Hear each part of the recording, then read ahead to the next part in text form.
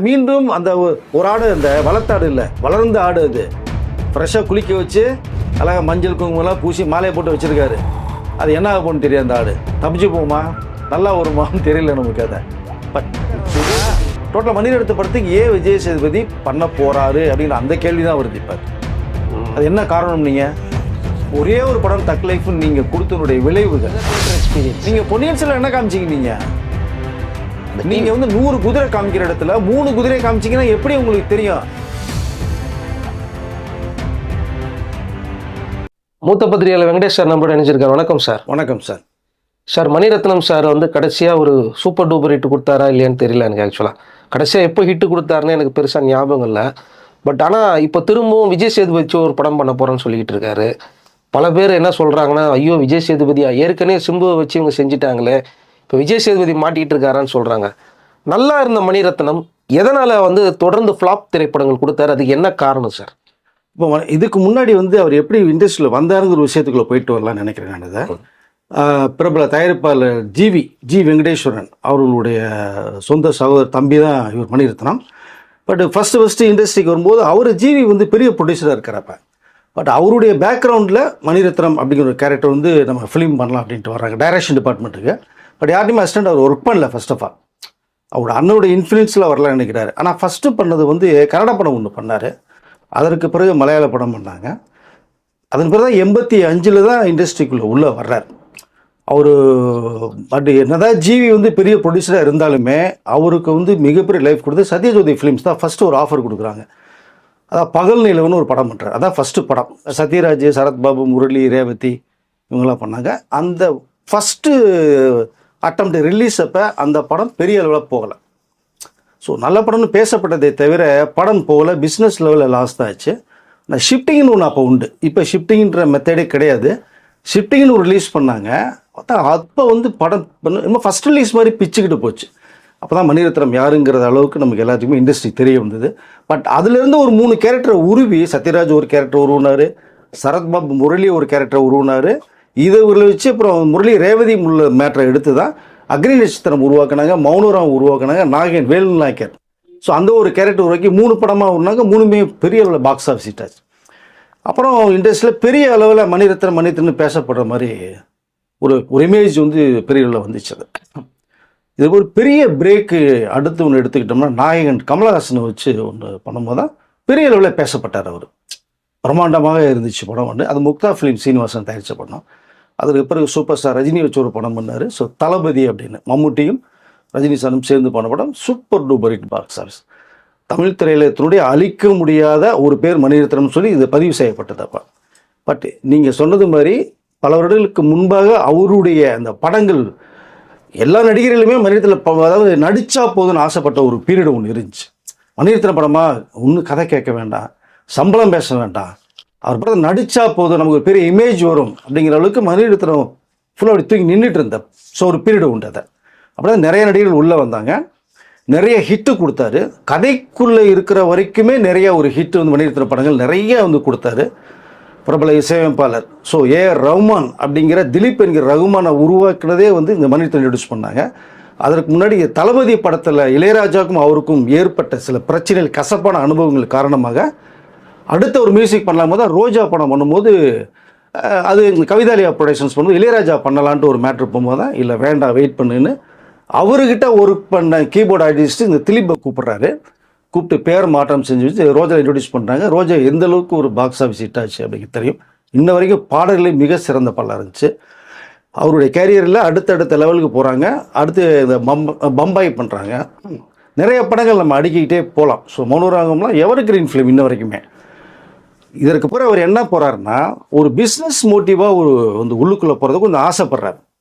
ஒரு வந்து pan India film அப்படிங்கிற அளவுக்கு போகலான்னு சொல்லி ஹிந்தி ஆக்டர்ஸை வச்சு நம்ம பண்ணுவோம் அப்படிங்கிற ஒரு லெவலுக்கு போகிறார். அங்கே தான் அவர் வந்து ஒரு சின்ன ஒரு சர்க்கிளை சந்திக்கிறாருன்னு நான் நினைக்கிறேன். எதனால் இந்த யோசனை வருது? இல்லை, அவர் பிஸ்னஸில் பெரிய அளவில் போகலாம். இப்போ தமிழ் இண்டஸ்ட்ரிக்குள்ளேயே சுற்றிக்கிட்டு இருக்கிறோம், தமிழ் ஆர்டிஸ்ட்டை வச்சே சுற்றுறோம், ஒரு மார்ஜின் பெரிய அளவில் வரலை.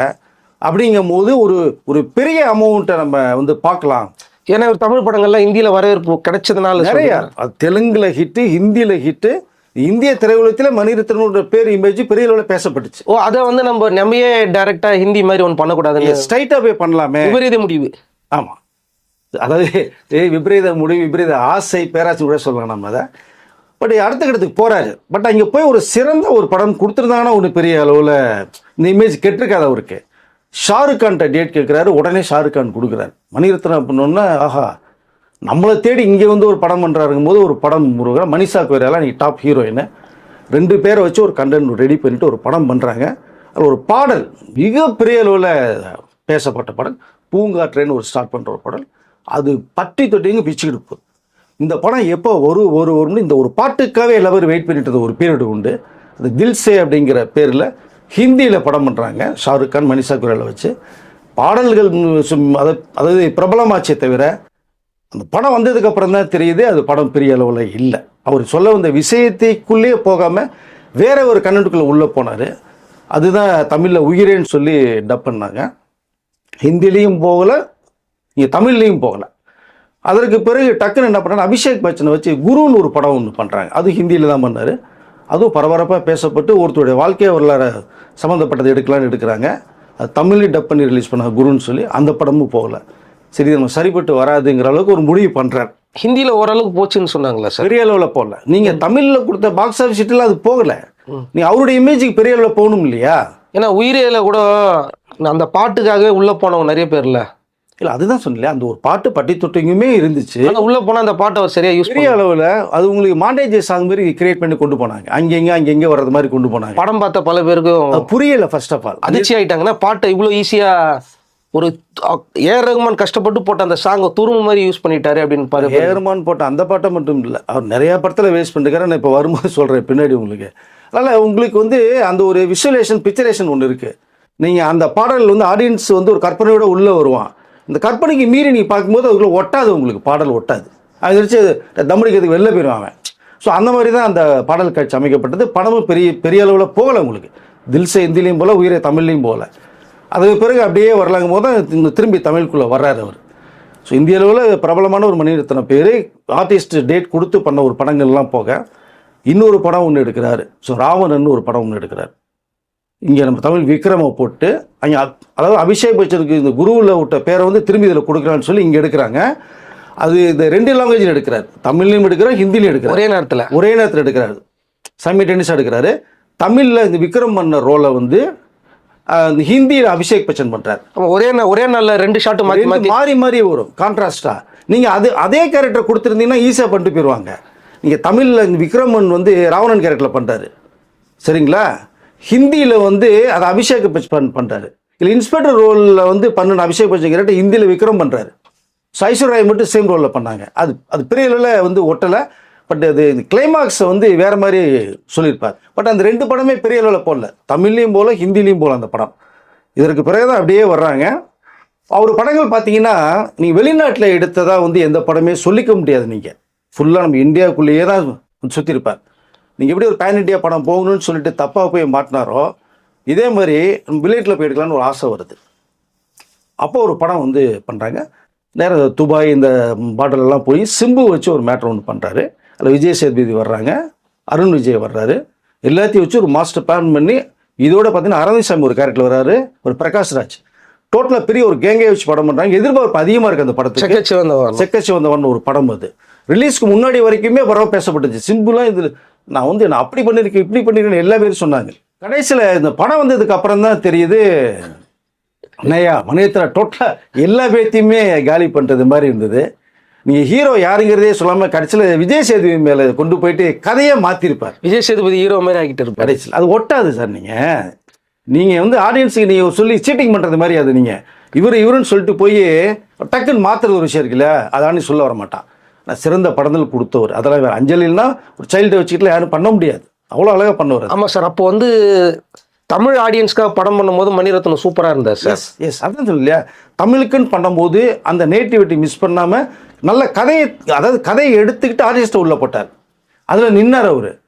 கொஞ்சம் தடம் மாறும்போது தான் ரயில் தடம் மாதிரி இந்த தண்டாவில் தொட்டு கீழே விழுந்தது மாதிரி தான் கொஞ்சம் விழுந்தார் நிறையா படம். பேன் இண்டியான்னு போகும்போதோ நீங்கள் பேன் இண்டியா படம் பண்ணுற தப்பு இல்லை சார். ஒரு கதை வந்து எல்லா லாங்குவேஜுக்கு ஒட்டணும். நீங்கள் இப்போ பாகுபலி எடுத்தார் ராஜமௌலி, ஸோ எல்லா லாங்குவேஜ்லையுமே ஒட்டிச்சு உங்களுக்கு அந்த மேட்ரு. அந்த மாதிரி ஒரு மேட்ரு எடுத்து நீங்கள் பண்ணீங்கன்னா தப்பிச்சிக்கலாம். நீங்கள் ஆர்டிஸ்ட்டை மட்டும் வச்சு பண்ணீங்கன்னா நம்ம ஆடியன்ஸோட ஒட்ட மாட்டாங்க, சிங்க் ஆகாது. நீங்கள் அப்படி தான் நிறைய தவறு பண்ணுறது. அந்த தவறு மணிரத்னம் பண்ணுறாரு. நம்மளுக்கும் ஒட்டலை, அவங்களுக்கும் ஒட்டாது. ஆனால் இதே இது நீங்கள் புரட்சி பண்ணு பார்த்தீங்கன்னா ஸோ அலைபாயுது. அது ஒரு மேட்ரு ஒன்று சொன்னார். ஆனால் அதுவும் தப்பான ஒரு கருத்து.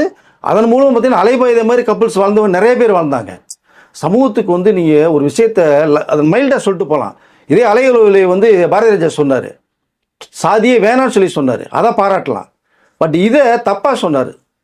ஆனால் படம் ஓடிச்சுன்றது ரெண்டாவது விஷயம். அப்புறம் ஓகே கண்மணி தப்பான கான்செப்ட் சார். அது சொல்லுவீட்டு குதிரையில் இருக்கிறது மாதிரி காமிச்சாரு. இன்னைக்கு பார்த்தீங்கன்னா சமூகத்தில் நிறைய பேர் அப்படி தான் வாழ்ந்துட்டு இருக்காங்க. பட் அதுவும் ஹிட் ஆச்சு.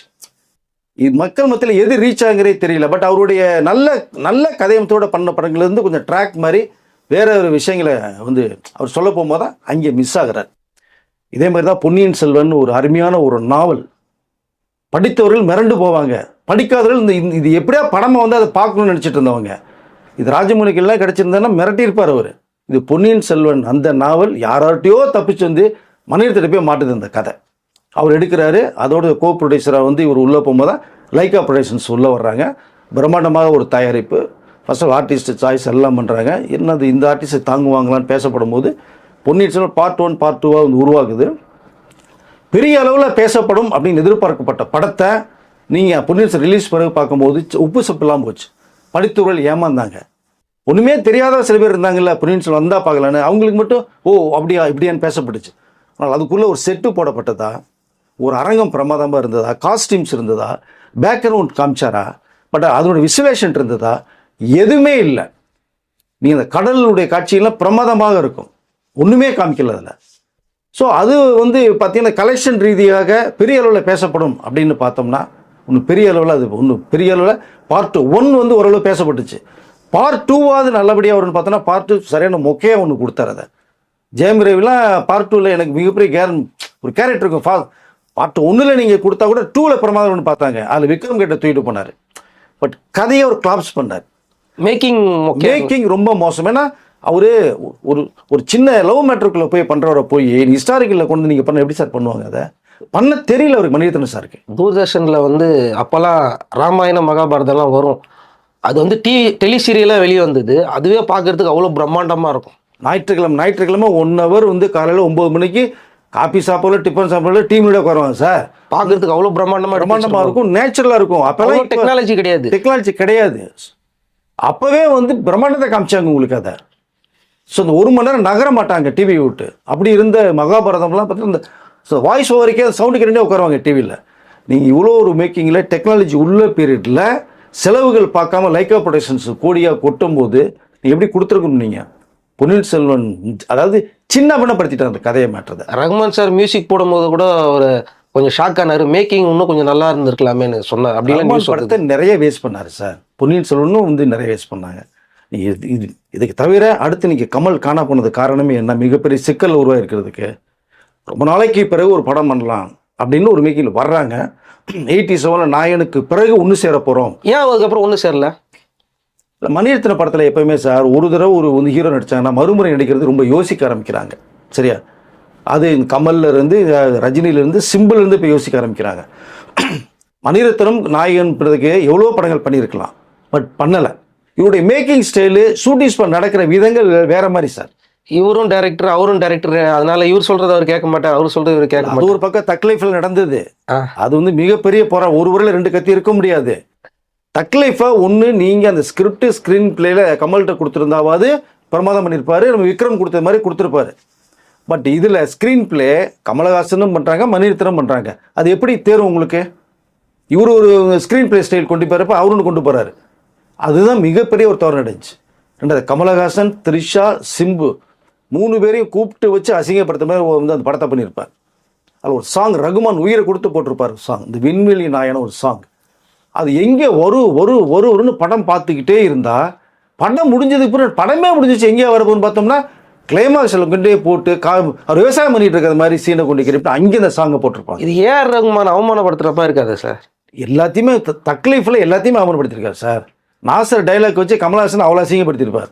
பொன்னியின் செல்வனில் திரிஷாவுடைய குந்தவன்ற கேரக்டரை ஏஞ்சல் மாதிரி நினச்சிட்டு இருந்த கேரக்டர் கொடுத்து அதை அசிங்கப்படுத்தியிருப்பார். சிம்பு கேரக்டர். கமல்ஹாசனும் சிம்புவும் பண்ண போகிறாங்க. சிம்புவுக்கு பெரிய பிரேக்கர்னு எந்த படமே கொடுக்கல அவர் டேட்ஸ், எந்த படத்துக்குமே. தக்லைஃப் வந்ததுக்கப்புறம் ஒன்று சொல்லி வெயிட் பண்ணார். ரிலீஸ்க்கு 2 நாளைக்கு முன்னாடி தான் படமே பார்க்குறாங்க. கமல்ஹாசன், சிம்பு, திரிஷாலாம் மிரண்டு போகிறாங்க. நீங்கள் சொன்னது ஒன்று எடுத்தது ஒன்றா இருக்கே சார். சிம்பு தலை தெரிக்க துபாயில் போய் செட்டில் ஆகிட்டார். படத்துக்கு இல்லவே இல்லை அவர். ஏன்னா ப்ரமோஷன் ஃபுல்லாக இவரை வச்சு தான் பண்ணாங்க. இவரை தான் பண்ணாங்க. செங்கராய சக்தி வந்து இன்ட்ரோல் பிளாக்ல தெரிக்க விட்டாரு. அடுத்த கமல்ஹாசன் இவர் தான் அப்படின்னு சொல்லி.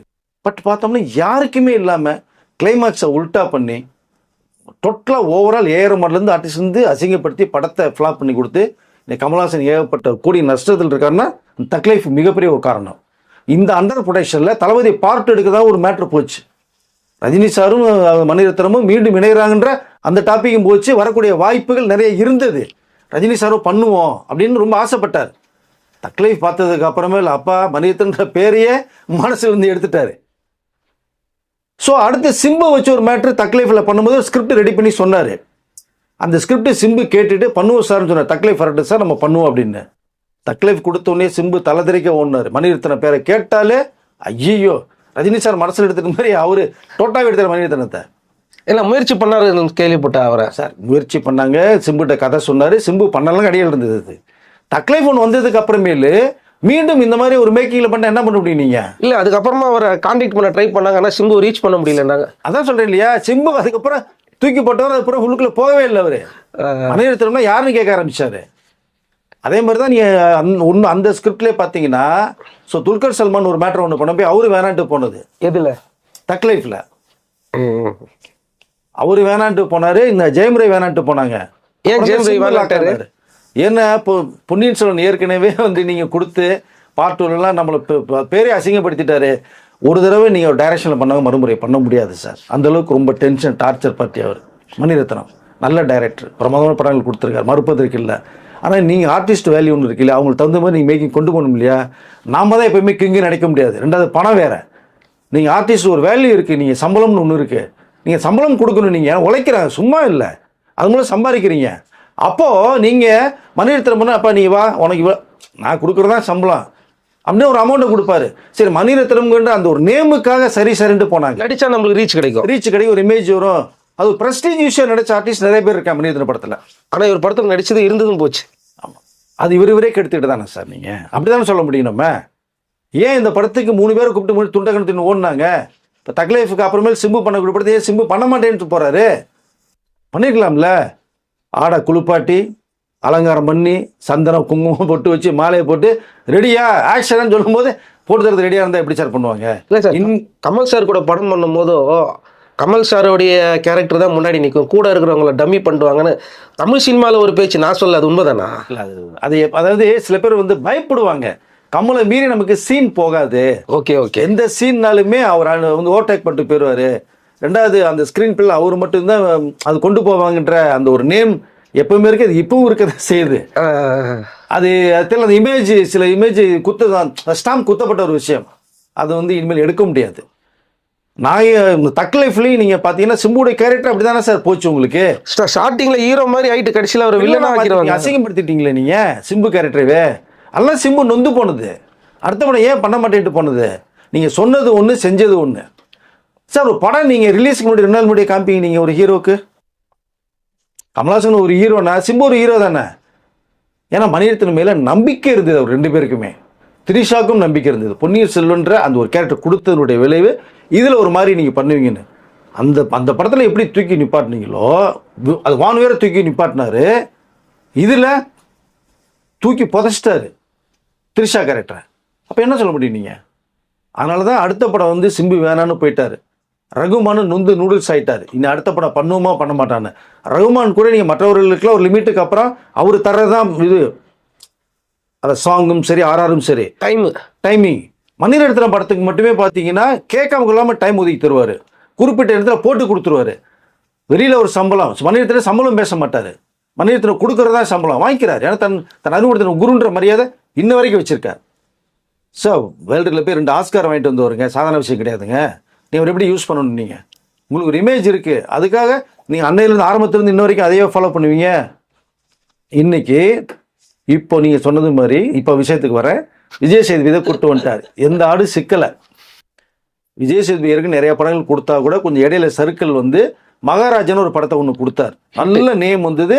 விஜய் சேதுபதி பெரிய ஒரு இமேஜ் கிரியேட் ஆச்சு. படம் சூப்பர் டூப்பர் ஹிட். உங்களுக்கு சைனாலலாம் படம் சூப்பர் ஹிட் சார். அந்த படம் உங்களுக்கு இங்கே 50-60 கோடி மேலே சம்பாரிச்ச படம் அது.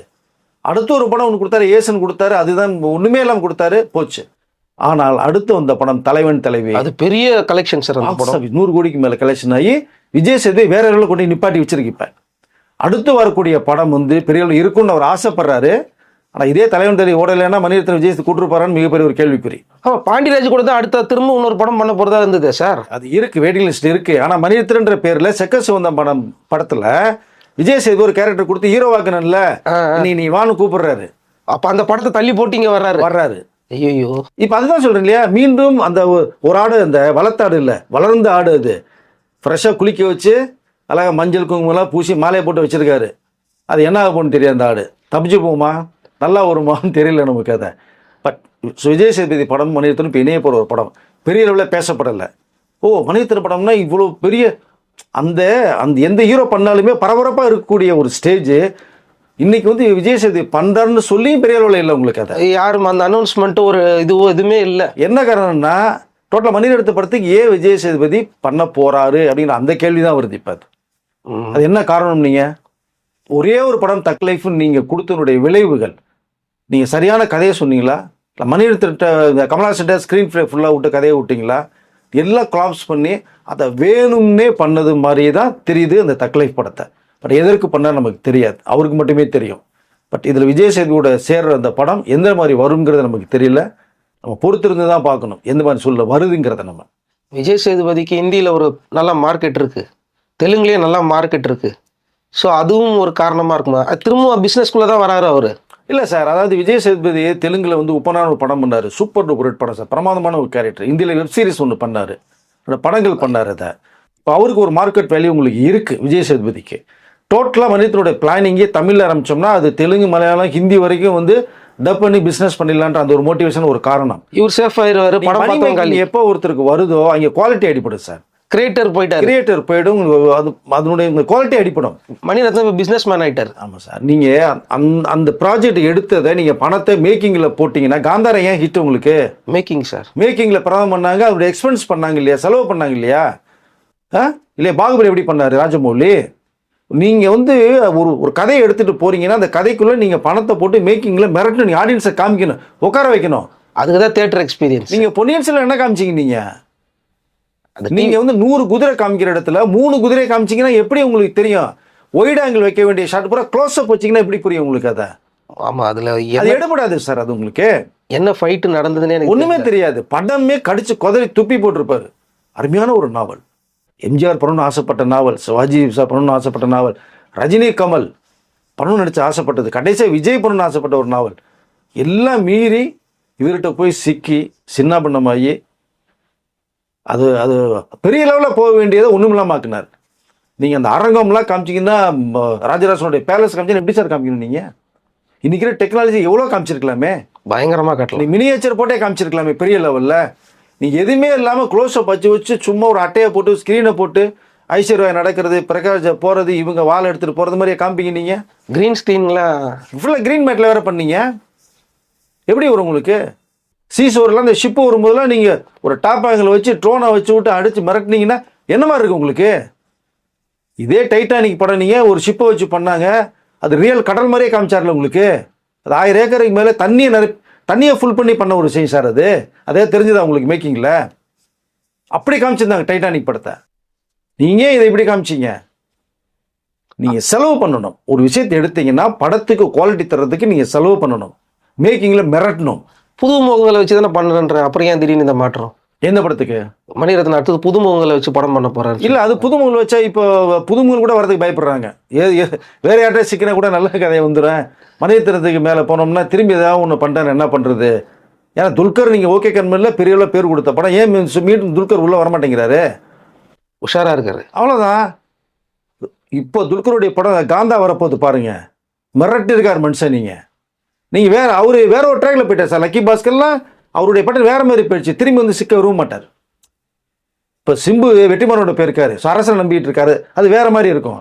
திரும்பி மணிரத்னத்தில் வந்து மாட்டி அவர் ஒரு பீரியடுக்குள்ளேயே நீங்கள் முடிச்சு அனுப்ப மாட்டார். லாங் பீரியட் எடுப்பார். உங்களுக்கு என்ன எடுக்கிறாருன்னு தெரியாது, உங்களுக்கு சீன் தெரியாது, டைலாக் தெரியாது. நீங்கள் ஸ்பாட்டில் இருக்கும்போது டைலாக் சொல்லுவார். நீ என்ன புரியும்? ஆர்டிஸ்ட் வந்து நீங்கள் டைலாக் முதல் கொடுத்து சீன் சொன்னீங்கன்னா பெர்ஃபார்மன்ஸ் பண்ணுறது ஈஸியாக இருக்கும். அவர் கூட இருக்கிற ஏடிஸ் எல்லாமே வந்து பார்த்தீங்கன்னா பானின் சில்வர் ஸ்பூன் அப்படின்றாங்க. அவருடைய திரைப்படங்களும் அப்படி தானே இருக்குது. அதாவது ஒரு சாதாரண ஒரு மனுஷன், ஒரு வழக்கமான வந்து எல்லா பிரச்சனைகளும் சந்திக்கிற ஒரு மனுஷனுடைய கதை சொல்லும் போதோ படம் பார்க்குற எல்லாருக்குமே அது ஒரு கனெக்ட் வரும். ஆனால் இவர் கூட இருக்கிற வச்சுருக்கிறவங்க எல்லாருமே born with silver spoon. So அவங்க வந்து மக்களை எப்படி அப்சர்வ் பண்ணி அவங்களுடைய கேரக்டரை வந்து எப்படி டெலிவரி பண்ணுவாங்க சார்? பார்ன் வித் சில்வர் ஸ்பூனோ கோல்டு ஸ்பூனோ ரெண்டாவது விஷயங்க. நீங்கள் வந்தீங்கன்னா எந்த நேட்டிவிட்டியில் இருக்கீங்களோ அதில் கனெக்டிவிட்டியை நீங்கள் பண்ணி ஒரு ஃபீல் குட் ஃபிலிமை நீங்கள் கொடுக்கணும். அங்கே தவறுனீங்கன்னா நீங்கள் எந்த ஸ்பூன்னாலும் தூக்கி எறிஞ்சிட்டு போயிட்டே இருப்பாங்க மக்கள். புரிஞ்சுதுங்களா? நீங்கள் மனிதனை வந்து ஏடின்னா அவங்க 2 கொம்பா இருக்கு கிடையாது. பட் ஒரு டேலண்டோட நீங்கள் நல்ல அம்சத்தோட தமிழ் படம் தான் பண்ணீங்கன்னா தமிழ் நேட்டிவிட்டியோட மேக்கிங் நீங்கள் கொடுக்கணும். கொடுத்தீங்கன்னா நீங்கள் மனிதத்தில் அவருடைய பேரையும் காப்பாற்றலாம், நீங்களும் ஒரு ரேஞ்சு வரும் உங்களுக்கு. அதை பெரிய லெவலில் யாருமே கிடையாது. நீங்கள் திருப்பி போடுங்க. பாரதிய ஜனதா ஜெயிச்சது மாதிரியோ பாக்கியராஜ் ஜெயிச்சது மாதிரி யாரும் இருக்காங்களா மனிதத்தின் திட்ட? கிடையாது. நீ அவருக்கு மட்டும்தான் தெரியும். நீங்கள் பேர் வேணாம் சார். இப்போ சூர்யாவோட தம்பி கார்த்தி மணிரத்ன அசிஸ்டண்ட், அவர் டைரக்டர் என்ன ஆசைப்பட்டு வந்தார், அவர் ஹீரோவாக மாறினார். அவர் வச்சு காட்டு வெளியினோட படம் பண்ணார். அது என்ன காமிச்சாங்க? ஒன்றுமே இல்லையே. அப்படி காத்து வாக்கில் போயிடுச்சுல்ல. ஏன் கார்த்திகை அடுத்த டைரக்ஷனுக்குள்ளே அவர் பண்ணாமல் இருக்காரு? நீ மணிரத்ன ஒரு பேனருக்குள்ளே நான் ஏடியாக இருந்தேன்னு பெருமையாக சொல்லிக்கலாமே தவிர நீங்கள் தொழிலை கற்றுக்க முடியாது. உங்களுடைய சுய இதில் வந்து தான் அதை டேலண்ட் வச்சு தான் நீ ஸ்கிரிப்ட் உருவாக்கி நீங்கள் பண்ண முடியும். ஸோ மணிரத்ன பேக்ரவுண்டில் இருந்தேன்னு சொல்லிட்டு என்ன விஷயம்னே புரியாது அவங்களுக்கு. கதையே தெரியாது. முதல்ல ஏடிக்கு சீன் எடுக்க போகிறது தெரியாது. ஆர்டிஸ்ட் என்ன சொல்லுவீங்க நீங்கள் போய்? சார் நீங்கள் நிற்க சொன்னாங்க சார் மார்க்கிங்க நில்லுங்கன்ட்டு வருவீங்க. டைலாக் சொல்லும் போது அவர்கிட்ட கொடுத்து டைலாக் சொல்லுவீங்க. அந்த நேரத்தில் சொல்லும் போது அந்த ஹீரோ உள்ளே வாங்கி அந்த சீனுக்குள்ளே போய் பெர்ஃபார்மன்ஸ் பண்ணணும். எப்படி பண்ணுவீங்க? பெருசாக அவங்க ஃபீல் பண்ணலன்னு சொல்கிறாங்களே சார். யார்? இந்த தக்லைஃப் ஓடாததுக்காக பெருசாக ஃபீல் பண்ணல. அவங்க ஆஃபீஸ் எல்லாம் ரொம்ப நார்மலாக தான் இருந்தாங்க. எல்லாருமே வழக்கம் போல் அவங்க வேலையை பார்த்துட்டு இருந்தாங்க. ஒரு பர்சன்டேஜ் கூட ஃபீல் பண்ண மாதிரி தெரில அவங்க ஏடிஸ் எல்லாமே. ஏன்னா அவங்க ஏடிஸ் எல்லாமே வந்து பெரிய பெரிய பணக்கார பசங்க. அதனால் போனால் போகுது, இல்லைனா அடுத்த படம் பார்த்துக்கலாம் அப்படின்ற மாதிரி இருக்காங்களோ. அது நடிச்சவங்களை எல்லாத்தையுமே ஃபீல் பண்ண வச்சோம்ல, அந்த சந்தோஷத்தில் இருக்காங்க. அவ்வளோதான் மொத்தமாக சுருவி சொல்ல போனோம்னா. கமல்ஹாசன் எப்படி நிலைமையில் இருக்கார் பார்த்தீங்களா? டோட்டலாக எல்லாத்தையுமே இங்கே காலி பண்ணி விட்டாங்க. பட் அவங்க ஹாப்பியாக இருக்காங்க. ஆனால் இது தொடர்ந்ததுன்னா திரும்பி இவங்களும் எல்லாமே ஃபீல் பண்ணுற இந்த நிலைமைக்கு உருவாக நேரிடும். ஸோ இப்போ விஜய் சேதுபதி தான் பத்திரமா இருக்கணுமா? ஆமாம், கண்டிப்பாக பத்திரமா இருக்கணும். இல்லை ஒன்று நீங்கள் பண்ணுறீங்க அப்படின்னா ஃபுல் கதையை கேளுங்க, கதையை வாங்கிக்கோங்க. கரெக்டு, வாங்கிக்கோங்க. பவுடட் ஸ்கிரிப்டை வாங்கிக்கோங்க. என்ன சீன் இருக்குது, மற்ற கேரக்டர் என்ன கொண்டு வர்றீங்க, என்ன ஆரம்பிக்கிறீங்க, என்ன இன்டர்வல் கொடுக்குறீங்க, என்ன கிளைமாக்ஸ் கொடுக்குறீங்க, ஃபுல்லாக தெரிஞ்சுங்க. என்ன சீன் எடுக்க போகிறோம், அந்த சீன் இருக்காரான்னு பார்த்துங்க. அப்போ தான் விஜய் சேதுபதி தப்பிக்கிறதுக்கு வாய்ப்புகள் நிறையா இருக்கும். நம்பிக்கை வைக்கிறது வேறு சார். அந்த நம்பிக்கை உடைக்கும் போது ஸோ நீங்கள் சேஃப்டி ஆகிக்கணும். விஜய் சேதுபதிக்கு தலைவன் தலைவி மிகப்பெரிய ஒரு பிரேக்கு இப்போ தான் வந்திருக்காரு அவர். திரும்பி நீங்கள் மீண்டும் போய் ஒரு படம் காணாம போச்சுன்னா விஜய் சேதுபதி இந்த டோட்டலாக வாஷ் அவுட் பண்ணிடுவாங்க.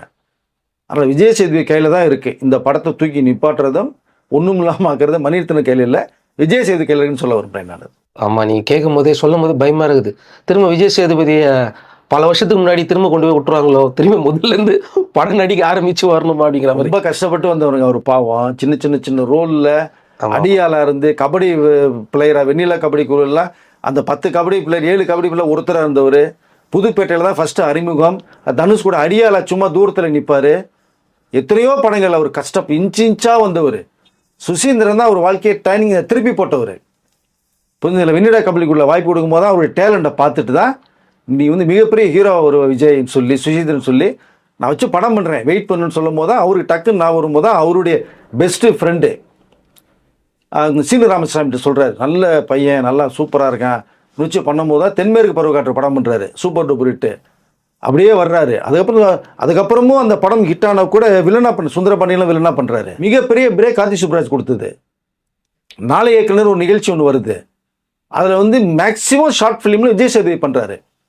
கார்த்தி சுப்ராஜ் அந்த ஷார்ட் ஃபிலிம் விஜய் சேதுபதி பண்ணுறாரு. அப்போ தான் அந்த பீஸான்னு ஒரு படம் கொடுக்குறாங்க, சூப்பர் டூப்பர் ஹிட் ஆகுது. இப்போது பாண்டியராஜ் இவருக்காக வெயிட் பண்ணிக்கிட்டு இருக்காரு. மணிரத்னம் இவரும் சேர்ந்து படம் ஓடிடுச்சுன்னா பாண்டியராஜும் ஹாப்பி, இந்த படமும் ஓடிடுச்சு, பெரிய பிஸ்னஸ் பண்ணிடுச்சு, அடுத்த படம் பண்ணலான்னு. ஒருவேளை இவங்க 2 பேர் படம் பண்ணி அது ஏதாவது சிக்கலாயிடுச்சுன்னா பாண்டியராஜுக்கு ஒரு சிக்கல் வரும்ல? ஒன்றும் வராது சார். அவர் வந்து கதை மேல நம்பிக்கை உள்ள ஒரு பாண்டியராஜ். இல்லை சார், பிஸ்னஸில் சிக்கல் வரும்ல. இதுக்கு முன்னாடி ஓடின படம் வந்து போலப்பா, இது இவ்வளோதான் பண்ணுறோன்னு ஒரு மிகப்பெரிய சிக்கல் வரும். இல்லை, அது என்ன காரணம்னா பாண்டியராஜ் மேல ஒரு நம்பிக்கை இருக்கும். நீங்க அதையும் இதையும் கம்பேர் பண்றது ஓகே, கண்டிப்பா அந்த படம் ஓடல, பிசினஸ் டேரக்டர்லாம் பார்க்க மாட்டாங்க. அவங்க நீ எவ்வளவு போச்சு அந்த கணக்கு வழக்கு தானே சார் பார்ப்பாங்க. அதுதான் நான் என்ன சொல்றேன், நீங்க விஜய் சேதுபதி மகாராஜா கொடுத்ததுக்கு அப்புறம் ஏசு ஒரு ஃபிளாப் கொடுக்குறாரு. ஃபுல்லா துபாயில ஷூட் பண்ண படம், எதிர்பார்க்க விட்ட படம், மற்ற ஃபிளாப் ஆகுது. நீங்க அதற்கு பிறகு இந்த தலைவன் தலைவர் சத்யஜோதி ஃபிலிம்ஸ்ல அது மிகப்பெரிய பிசினஸ் பேசப்பட்டுச்சு, அது கலெக்ஷன் ஆச்சு. உங்களுக்கு அவங்களும் ஒரு மார்ஜின் வச்சிருப்பாங்க கண்டிப்பா. இதுல இந்த படம் ஓடுனாலும் சந்தோஷம், பட் ஓடணும்னு தான் சொல்ல நான் விரும்புறேன். நான் ஒருவேளை வேற மாதிரி ஏதாவது போச்சுன்னா பாண்டியராஜன் படத்துக்கு டேமேஜ் வராது. காரணம் கேட்டிங்கன்னா அவர் கதைக்குள்ள ஆழமா போறவர், அவருக்குன்னு ஒரு நேம் இருக்கு. விஜய் சேதுபதி கதை கேட்கும்போது இந்த காம்பினேஷன் நல்லா வருங்கிற கான்ஃபிடென்ட் ஸோ டிஸ்ட்ரிபியூட்டருக்கும் சரி தியேட்டர் ஓனருக்கும் கண்டிப்பாக இருக்கும். இதனுடைய பாதிப்புகள் வராது. ஓடிச்சுன்னா பெரிய அளவில் பேசப்படும். பல விஷயங்களை ஷேர் பண்ணீங்க. எல்லாம் விஜய் சேதுபதிக்காக இந்த வீடியோ அப்படிங்கிறத நம்ம தெரிவிச்சுக்கிறோம். அவர் அழகாக அந்த ஸ்கிரிப்டை வாங்கி ஃபுல்லாக படிச்சுட்டு இது பண்ணலாமா வேணாமா அப்படிங்கிறத நம்பி போனார்னா நல்லா இருக்கும். டைரக்டரை நம்பி மட்டுமே ஸ்கிரிப்டெல்லாம் தேவையில்லைன்னு போனார் அப்படின்னா அது அவருடைய ஓன் ரிஸ்க். நம்ம சொல்றதுக்கு ஒன்றும் இல்லை. இதனால நம்மளுக்கு லாபமும் கிடையாது, நஷ்டமும் கிடையாது. நல்ல விஷயத்தை சொல்லணும்னு நினச்சா சொன்னேன், அவ்வளோதான். மணிரத்னம் சார் இந்த வீடியோ பார்த்துட்டு இப்போ நான் பழைய மணிரத்னமா வரம்பார் அப்படிங்கிற மாதிரி கம்பேக் கொடுத்தாலும் ஆச்சரியப்படுறதுக்கு. இங்கே நேட்டிவ் நம்ம ஆளுங்களை வச்சு ஒரு கதை பண்ணால் நல்லா இருக்கும். இங்கே நம்ம இருக்கிற இடங்கள்ல நம்மளுக்கு கனெக்ட் ஆகிற மாதிரியான ஒரு கதையை பண்ணாருன்னா, பழையபடி பண்ணாருன்னா நம்மளுக்கும் பார்க்கறதுக்கு ஒரு சந்தோஷமா. சிறந்த இயக்குனர் பெற்றில் கொடுத்தவர், விஜய் சேதுபதி சிறந்த நடிகர், 2 பேரும் சேரும்போது சிறப்பாக வரணும்னு தான் நம்ம இந்த விஷயத்தை நம்ம பேசிட்டு இருக்கோம். நம்ம நேட்டிவ்க்கு ஏற்ற மாதிரி கதை கொடுத்தாருன்னா நம்ம எல்லாம் பார்க்க தயாராக தானே இருக்கிறோம். கண்டிப்பாக சார். திரும்ப பிஸ்னஸ் பின்னாடி போனாருன்னா நம்ம வேற டைரக்டர் பின்னாடி போயிட போகிறோம். அவ்வளோதான். நன்றி சார். நன்றி சார்.